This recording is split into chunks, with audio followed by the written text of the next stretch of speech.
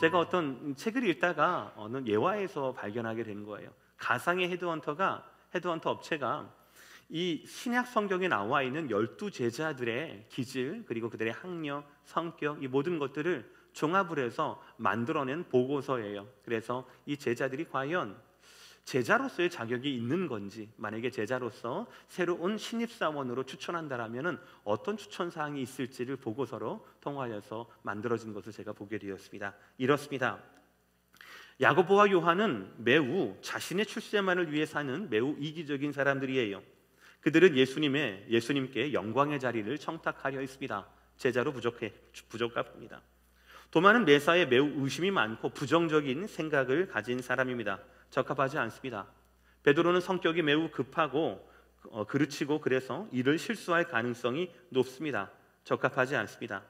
안드레는 너무나 내성적인 성격을 가졌기 때문에 일을 추진함에 있어서 속도가 늦고 추진력이 떨어집니다. 제자로 적합하지 않아요.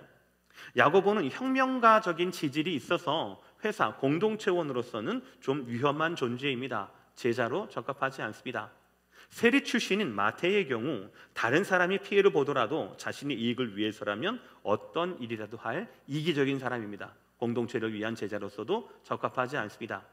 저희 업체에서 문의한 결과 12제자들 중에서 가장 이상적인 신입사원을 뽑는다라면 그 제자로서는 가롯 유다를 추천합니다.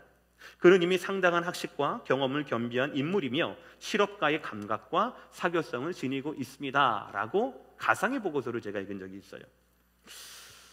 일리가 있지 않습니까? 인간적으로 볼 때 가장 이상적인 제자의 자격을 갖춘 것은 가롯 유다입니다. 다만 성경에서는 좀 다르게 이야기하죠. 그는 성경에서는 충실한 마귀의 사명자라고, 예수님께서는 그를 태어나지 않았으면 더 좋았을 뻔했다라고 그렇게 갈무리를 하셔요. 정말 제자가 되는 것은 너무나 어려운 일입니다. 왜입니까? 오늘 본문을 통하여서 알 수가 있어요. 34절의 말씀, 무리와 제자들을 불러 이르시되 누구든지 나를 따라오려거든 자기를 부인하고 라고 되어 있어요. 우리가 제자로 시작을 하려면 제자로 나아가 제자가 되는 것이 어려운 것은 가장 첫 번째 단계가 바로 뭐냐면 자기를 부인해야 한다라는 것입니다.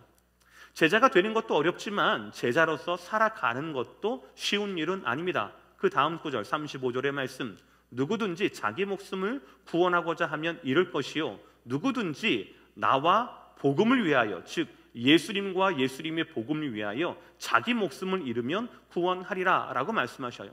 그러니까 제자가 되는 것도 자기를 부인해야 되는 거기 때문에 어렵지만 제자로 사는 것도 더욱더 어렵다라는 것이죠. 왜냐하면 죽을 때까지 우리는 예수님을 위하여서, 예수님의 복음을 위하여서 자기 목숨을 걸고 살아가야 되기 때문에 그렇습니다. 그런 삶이 편할 리가 없죠. 쉬울 리가 없는 겁니다. 사도들의 경우처럼 늘 환난과 핍박이 있게 되고요, 사도들의 경우처럼 늘 죽기까지, 순교의 직전까지 하나님은 우리의 충성과 우리의 목숨을 담보로 우리를 요구하신다라는 것이죠. 그러나 여러분 너무 낙심하지 마십시오. 그렇다고 해도 저와 여러분은 지금까지 제자로 살아왔습니다. 우리의 삶을 반추해 볼 때 우리의 능력이, 우리의 커리어가, 성품이 우리를 제자로 만든 것이 아니었습니다. 다만 이 한 가지만 기억하면 우리는 완벽한 제자는 아니더라도 온전히 예수님을 따르는 제자로 살아갈 수가 있게 될 것입니다. 그것이 바로 오늘 말씀의 제목입니다. 너희는 나를 누구라 하느냐라는 거예요. 저는 오늘 말씀을 하면서 이것을 믿게 되었습니다. 첫 번째, 반드시 예수님은 예수님 스스로에 대해서 제자들에게 물어보신다라는 것이에요. 오늘 27절의 말씀입니다. 다 함께 읽겠습니다. 예수와 제자들이 빌립보 가이사랴 여러 마을로 나가실새 길에서 제자들에게 물어 이르시되 사람들이 나를 누구라고 하느냐. 여러분, 이 질문의 의도가 무엇입니까? 내 이름을 물어보는 걸까요? 내 고향을? 아니면 예수님에 대한 인포메이션을 물어보시는 것이겠습니까? 그렇지 않습니다. 예수님께서 사람들이 나를 누구라 하느냐라고 하는 것은 두 가지입니다. 예수님의 정체성이에요. 예수님의 정체성이고요. 예수님의 사역의 해석을 말하고 있는 거예요. 그랬더니 제자들의 풍문에 떠돌고 있었던 사람들이 말하는 예수님의 정체성과 그 사명의 사역의 이해에 대해서 이렇게 말씀하고 있는 겁니다. 28절, 제자들이 여쭤와 이르되 세례 요한이라 하고 더러는 엘리야, 더러는 선지자 중에 하나이다 라고 말하고 있습니다. 세 가지로 말하고 있는 거예요. 세례 요한, 엘리야, 그리고 선지자 중에 한 사람이다. 왜 많은 사람들이 예수님을 가장 먼저 세례 요한이라고 이야기했을까요? 당시 세례 요한은 순교하기 직후입니다. 얼마 전에 순교를 하셨어요. 그리고 세례 요한의 메시지와 예수님의 메시지가 비슷했던 겁니다. 그러니까 사람들이 받아들일 때는 세례 요한과 예수님이 동시대에 계셨고, 그리고 또 비슷한 메시지이고, 방금 전에 세례 요한이 순교로 당했으니까 이 예수님은 세례 요한의 뒤를 이어서 그 메시지를 전하는 부활한 세례 요한이구나 라고 생각할 수도 있었다라는 거죠. 그러나 정답은 아니지요. 뭐입니까? 마가복음 1장 3절을 보시면 광야에 외치는 자의 소리가 있어 이르되 라고 말씀하고 있습니다. 예수님이 세례 요한의 닮은 꼴이 아니라 세례 요한이 예수님의 도구였다라는 거죠. 예수님을 예비하는 자였다라는 이야기입니다. 둘째, 사람들의 대답은 예수님을 엘리야라고 얘기했던 거예요. 엘리야는 구약의 대표적인 선지자였습니다. 그리고 죽음을 당하지 않고 승천했던 위대한 선지자이지요. 그리고 구약에서 엘리야 선지자라고 하는 것은 메시아, 즉 그리스도가 오기 전에 그 얘기를 예비하는 사람이다라고 말씀을 했어요. 그러니까 많은 사람들은 너무나 신선한 예수님의 이 말씀, 회개하라 천국에 가까웠다라고 하는 이 말씀을 통하여서 예수님 다음에 진짜 그리스도, 진짜 메시아가 오나보다라고 생각했던 거지요. 그러나 진실은 어떻습니까? 마태복음 11장 14절을 보시면 이렇게 말씀하고 있습니다. 예수님께서 세례 요한에 대해서 말씀하시는 건데요, 만일 너희가 즐겨 받을진대 오리라 한 엘리야가 곧 이 사람이라. 결국 세례 요한의 사명이 바로 구약에서 예언했던 엘리야의 사명이 바로 세례 요한의 사명이었던 겁니다. 그러니까 예수님이 엘리야가 아니라 세례 요한이 엘리야의 미션을 가지고 이 땅에서 사역을 했던 거지요. 이것도 정답이 아니었습니다. 마지막 대답은 선지자 중에 한 사람입니다 라는 대답이에요. 이것은 힘든 시대를 살아가고 있는 힘든 현실 가운데 백성들의 막연한 기대가 반영된 답이었습니다. 난세가 영웅을 만들어낸다라는 말처럼 백성들의 필요, 그리고 그들의 정치적인 구원이 반영된 대답이었어요. 그러나 이 답도 틀리지요. 여러분 보십시오. 예수님께서 우리의 필요 때문에 이 땅에 오신 분입니까? 아니에요. 예수님은 하나님의 구원 계획 가운데 순종하신 분입니다. 로마서 3장 21절을 보시면 이제는 율법 외에 하나님의 한 의가 나타났으니 라고 말씀하시면서 예수님 복음을 설명하거든요. 그런데 그 예수님 복음이 그냥 갑자기 뚱 하고 뛰어나오는 것이 아니라 율법과 선지자들의 증거를 받았다라고 말씀하고 있다는 거예요. 어쩌다 보니까 예수님이 퉁 튀어나오신 게 아니에요. 예수님은 구약의 수많은 율법과 하나님이 보내셨던 선지자들의 예언, 선지자들의 그 말씀, 하나님의 언약으로 말미암아 나타나셨던 부활의 첫 열매가 바로 예수님이셨다라는 거지요. 그러니까 막연한 기대가 있었던 그런 어떤 선지자 중에 한 사람입니다 라고 말했던 사람들의 답도 틀린 오답이 되었지요. 여러분, 예수님은 누구이십니까? 여러분에게 예수님은 누구이십니까? 이 사람들 모두가 다 예수님을 한 가지 면에서만 보고 있는 거예요. 하나님의 계획과 구약의 증거, 그리고 예수님의 사역 모두를 다 입체적으로 봐야 하는데, 사람들은요 자기가 봤던 예수님, 자기가 경험했던 예수님으로 편하게만 해석하고 있다라는 거예요. 근데 중요한 것은 예수님의 태도입니다.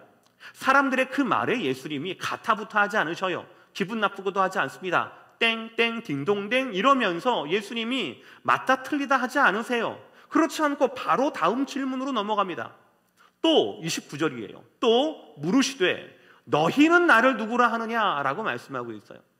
여기에서 원어를 보시면은요, 여기에 한글역에서 생략이 된 그러나라는 단어가 있어요. 그러니까 원어를 보시면 이렇게 됩니다. 그러나 너희들, 너희들은 나를 어떤 사람이라고 말하느냐가 되는 거예요. 그러니까 예수님께서는 사람들이 나를 어떻게 생각하느냐, 그들의 생각대로 그냥 내버려 두는 거예요. 그런데 제자들, 그러나 너희는, 사람들은 나를 세례 요한이다, 엘리야다, 아니면 선지자 중에 한 사람이라고 말한다 할지라도, 그러나 그것이 중요한 것이 아니라 너희는 나를 누구라느냐. 단편적으로 자기가 바라는 대로, 자기의 필요대로, 자기의 경험과 자기의 과거 기억대로 나를 바라보는 사람들의 그런 단편적인 이해가 아니라, 지난 3년 동안 나와 함께 동고동락하면서 나의 메시지만, 사역만 본 것이 아니라 나의 삶을 보았고 나의 삶을 같이 나누었던 제자 공동체인 너희는 나를 누구라고 하느냐라고 예수님의 진심이 바로 여기 있는 거예요. 그러니까 진짜 질문은 사람들이 나를 누구라 하느냐라는 평가가 아니었습니다. 너희는 나를 누구라 하느냐라고 하는 평가가 아니라 고백을 지금 기다리고 계신다라는 거예요. 근데 재미있는 것은 예수님께서 첫 번째 질문, 사람들이 나를 누구라 하느냐라는 말씀할 때는요, 많은 사람들이 세례 요한이라고 합니다, 엘리야라 합디다, 어떤 사람은 선지자 중에 한 사람이라고 합더라 라고 얘기하면서 다양한 복수의 답을 해놔요. 그런데 진짜 질문, 너희는 나를 누구라 하느냐, 너희는 나를 누구라고 고백하느냐라는 이 질문 가운데는 나서는 사람이 아무도 없어요. 베드로 한 사람밖에 없습니다. 베드로의 고백이에요. 오늘 29절의 말씀 다 함께, 베드로가 대답하여 이르되 주는 그리스도시니이다 하매라고 되어 있어요. 주는 그리스도이십니다. 베드로 이 고백이 어떤 고백입니까? 예수님은 주님이라는 거예요.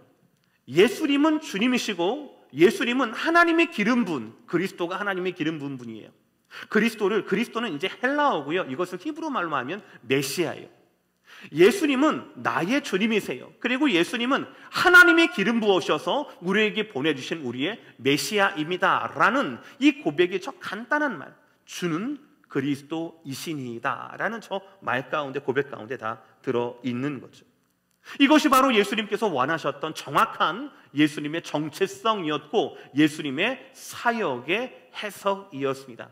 예수님이 마술사로서 사역을 하고 사람들을 먹이시고 그러시는 것이 아니라, 치료하신 것이 아니라, 하나님의 아들로서, 하나님이 보내시고 기름 부으신 하나님의 메시아로서 사람들을 회복시키고 천국 복음을 전하고 그들에게 말씀을 가르치셨던 것이요, 이것이 온전한 고백이었습니다.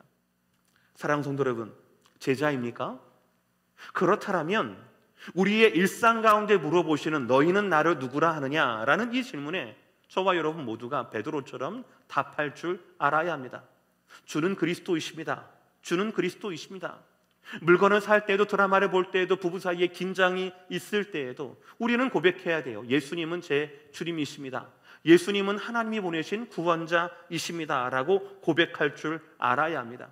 그렇게 일상 가운데 고백할 줄 아는 사람이 일상을 제자로 사는 사람이기 때문에 그렇습니다. 오늘 말씀 두 번째는 예수님은 반드시 스스로를 그리스도로 밝히신다라는 거예요. 여러분들, 우리 일상 가운데 싸움 다투거나 할 때 그때도 우리가 제자로서의 예수님께 온전한 고백을 해야 한다라는 이 말씀을 너무 부담 있게 생각하지 마시길 바랍니다. 여기에 어떤 우리의 학위가 필요하거나 우리의 암기력이 필요해서 찌르면 그냥 자동적으로 툭툭툭툭 튀어나오듯이 그렇게 돼야 된다는 말씀이 아니에요. 그것보다도 우리의 스승 되신 예수님께서는 하나하나 우리 모두에게 그 고백을 가르치시고 알려주시고, 혹은 잘못된 고백이 있다면 교정해 주신다라는 거예요. 베드로의 정답, 주는 그리스도이십니다 라는 답을 들으시고 난 다음에 예수님의 반응이 좀 의외입니다. 만약에 다른 사람들 오답 정답 하면 우리는 어떻습니까? 아이고 잘했다, 참 칭찬해주고 막 박수를 쳐줄 거예요. 그런데 그 다음 구절 30절을 보시면 이렇게 말씀해요. 이에 자기의 일을 아무에게도 말하지 말라 경고하시고. 여러분, 성경을 보시면 이렇게 예수님께서 예수님의 복음을 전하시고 난 다음에 십자가와 부활의 복음, 나 이렇게 될 거야 라고 말씀하실 것을 경계하시거나 경고하시거나 다른 사람들에게 알리지 말라라는 장면을 우리가 자주는 아니지만 가끔 보게 되지 않습니까? 그 다음 구절, 다음 장인 마가복음 9장에서도 이렇게 말씀하고 있어요. 변화산 사건이거든요. 그 놀라운 사건이 일어나고 난 다음에 이렇게 제자들에게 말씀하시는 거예요. 9장 9절, 그들이 산에서 내려올 때에 예수께서 경고하시되 인자가 죽은 자 가운데서 살아날 때까지는 본 것을 아무에게도 이르지 말라 하시니. 왜입니까?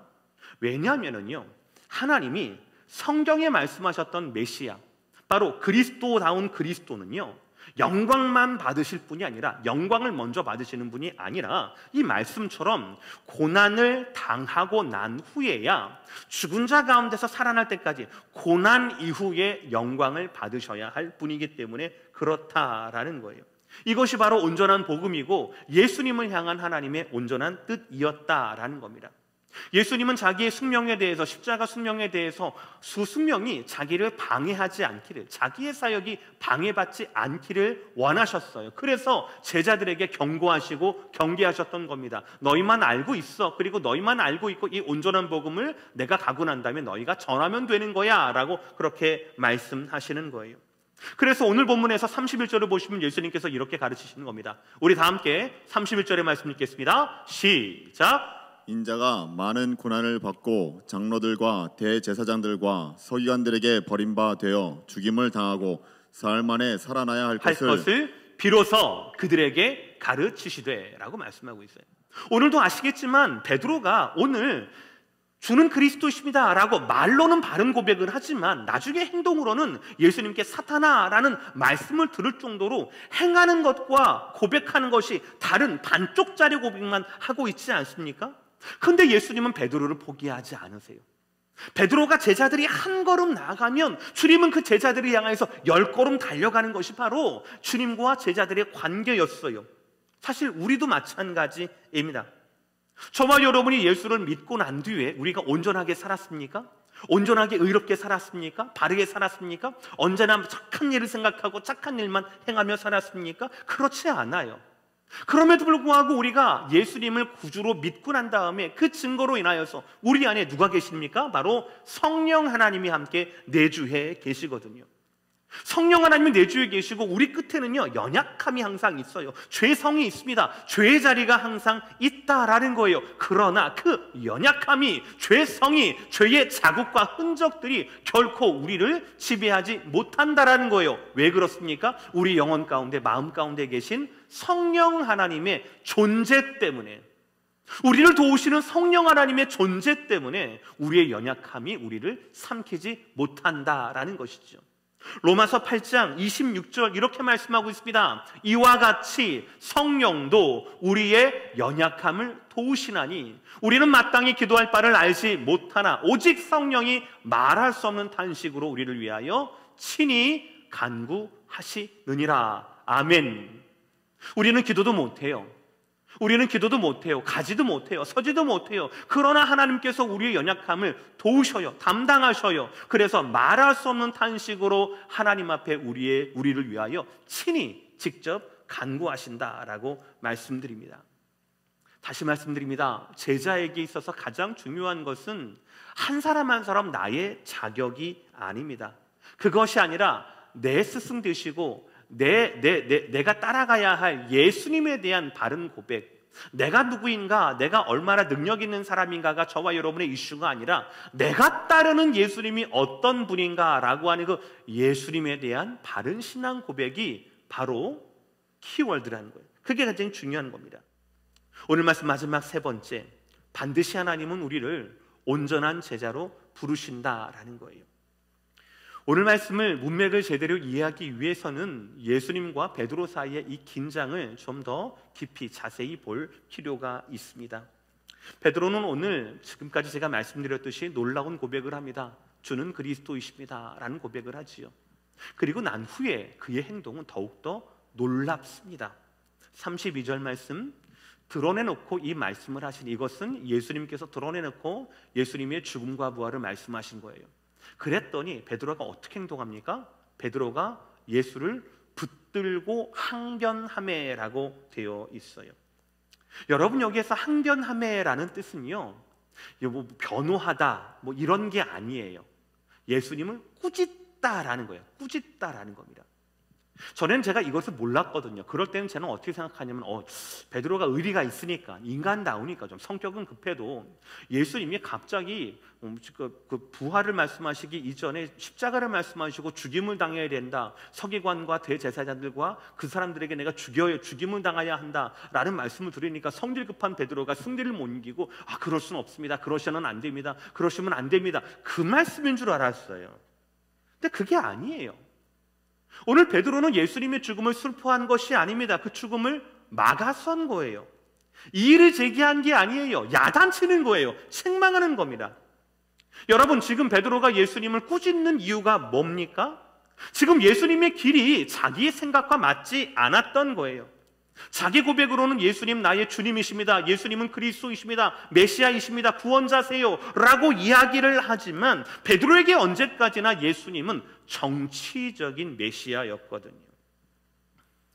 베드로에게 예수님은 죽음보다는 영광이 어울리는 분이었어요. 그래서 그 영광 가운데 예수님 곁에 있으면 내가 뭐 한 자리라도 할 만한 그런 게 있지 않을까라고 여기던 사람이었어요. 그래서 그 나중을 위해서는 내가 지금 1년, 2년, 3년 정도 예수님과 떠돌아다니면서 세를 모으는 것, 이거는 인생의 투자라고 생각했더란 거죠. 오늘 말씀의 병행 구절이 마태복음 16장 22절에 이렇게 나오고 있어요.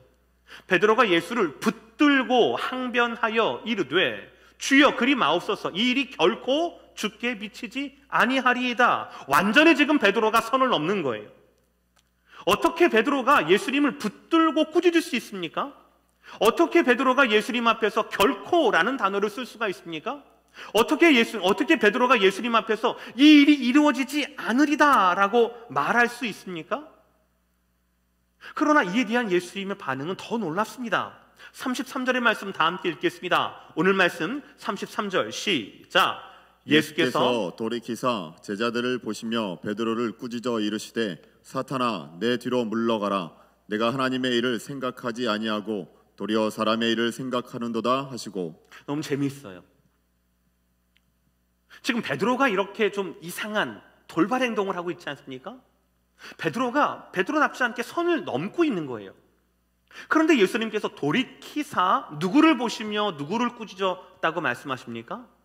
제자들을 보시며라고. 이거 베드로를 보시고 베드로를 꾸짖는 게 아니에요. 제자들을 보셨어요. 왜 제자들을 보고 베드로를 꾸짖었습니까? 저는 이렇게 생각합니다.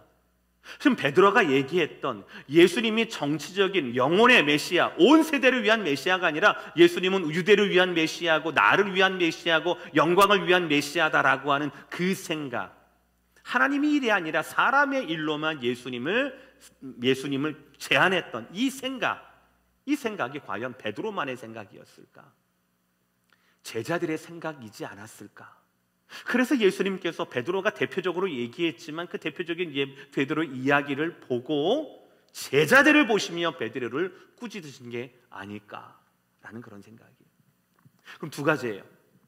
제자들을 보시며 베드로를 꾸짖어 이르시되라고 말씀하셨죠. 저기에서 말씀하시는 꾸짖어라는 말씀이 32절의 말씀하고 똑같은 겁니다. 32절에 베드로가 항변하매라는 그 단어와 33절에 꾸짖어라는 이 단어가 똑같은 단어예요. 주님은 베드로의 이 잘못된 것에 침묵하지 않으셨어요. 훨씬 더 큰 영적인 힘과 권세를 가지고 그를 꾸짖어서 인도하신 거였습니다. 두리뭉실 넘어가지 않았습니다. 베드로, 네 마음 내가 이해해 라고 하지 않으셨어요. 잘못된 것은 잘못된 것이라고 호되게 꾸짖으셨습니다. 그리고 베드로를 향하여서 뭐라고 불렀습니까? 사탄아 내 뒤로 물러가라 라고 불러갔어요.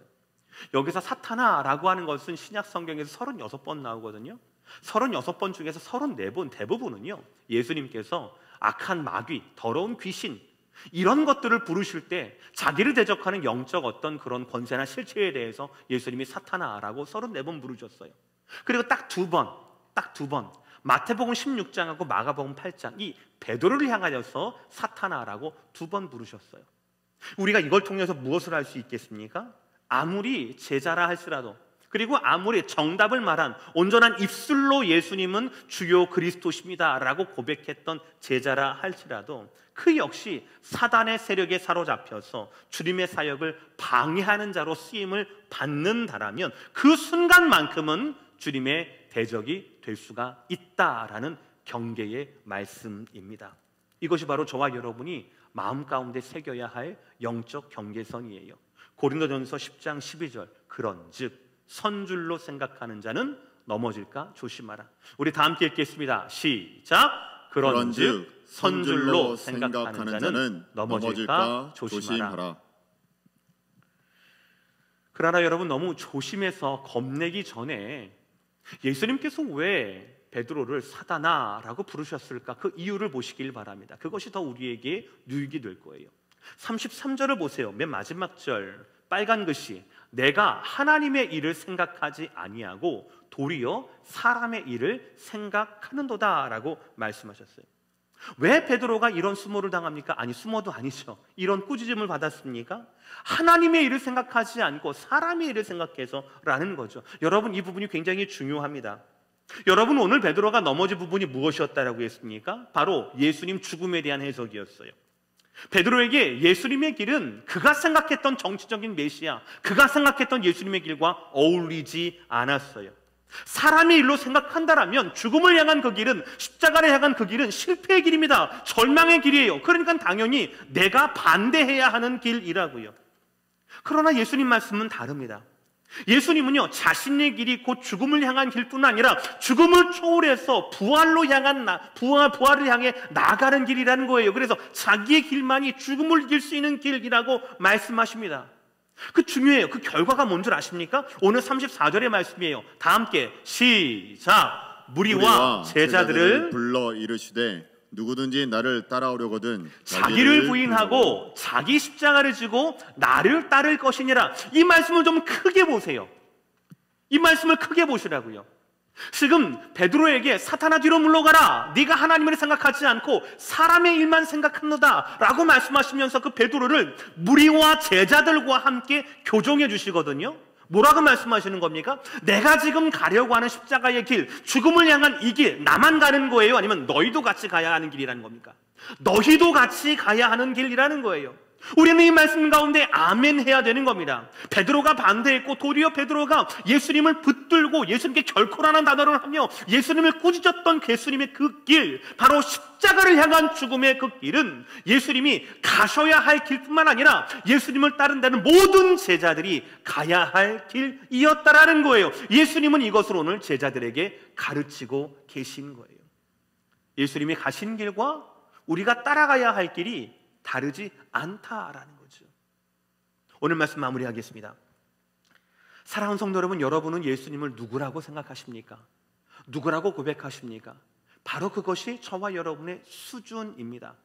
내 수준이 아니라 내가 예수님을 어떻게 고백하는가, 내가 예수님을 무엇으로 고백하는가, 내가 일상 가운데 예수님을 무엇으로 인정하고 고백하는가, 그것이 바로 저와 여러분의 제자의 수준이라는 거예요. 우리는 너희는 나를 누구로 아느냐라는 이 질문에 거짓 고백할 수 없습니다. 우리 영혼에 새겨진 답을 그대로 말씀드려야 해요. 바라기는 저와 여러분의 예수님에 대한 우리의 고백이 우리의 경험, 우리의 필요, 우리의 과거, 우리의 지식에 머무는 것이 아니라, 그래서 예수님을 세례 요한이다, 엘리야다, 선지자 중에 한 사람이다 라고 고백하는 것이 아니라, 베드로처럼 정치적인 메시아다 라고 고백하는 것이 아니라 성경대로 고백하게 되기를 주의 이름으로 축복합니다. 주는 그리스도이십니다. 언제나 예수님은 나의 주님이시고 언제나 예수님은 나의 구원자이십니다. 우리의 모든 일상 가운데 이런 대답이, 이런 고백이 흘러넘치기를 주의 이름으로 축복합니다.